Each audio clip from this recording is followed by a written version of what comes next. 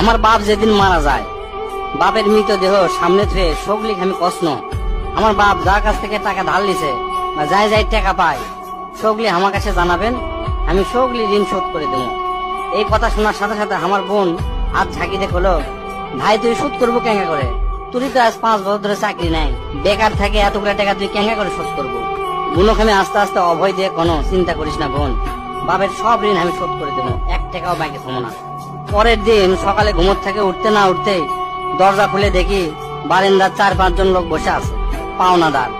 দেখে আমার গাও ঘামে উঠলো। অকেরে কি কমো, আমার মুখের ভাষা আসলো না। রাতটা ঠিক মতো পার হবার দেয়নি, আসে হাজির। সামনে যাতে একজন খাড়া হলো, খাড়া হয়ে আমাকে করছে, আমি অমুক ব্যাংক থেকে আসছি, আপনার বাপ তার বেটা বেটির নামে 20 লাখ টাকা ব্যাংকত থুয়ে গেছে, তাড়াতাড়ি ব্যাংকত আসেন।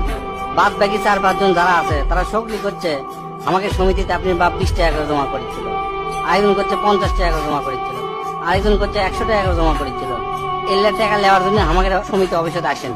পরে সব হিসাব করে দেখি বাপ আমাকের জন্য প্রায় 37 লাখ টাকা জমি খেয়ে গেছে। টাকাগুলা হিসাব করতে করতে আমার একদিন রাতের কথা মনে পড়ে গেল। ওই রাতে আমি আমার বাপক কষ্ণ, আপনি ক্যাঙ্কা বাপ, আমাকে ভবিষ্যতে আপনি কোন চিন্তা আছে? আপনি লাগাতে বাপ আমাকে দরকার নাই, কোন টাকা পয়সায় দেন না আমাকেও, আমরা চলমো ক্যাঙ্কা করে। বাপ তখন মুস্তি হাসে কষলো, আমি আমার সাধ্য মতোই চেষ্টা করেছি, সময় হলে সব বুঝবার পারবো। সেই দিন ওই বাপের মুস্তি হাসে আমি বুঝবার পারিনি। সেই দিন রাত ঠিকই আছে, কিন্তু বাপটা আমার নাই।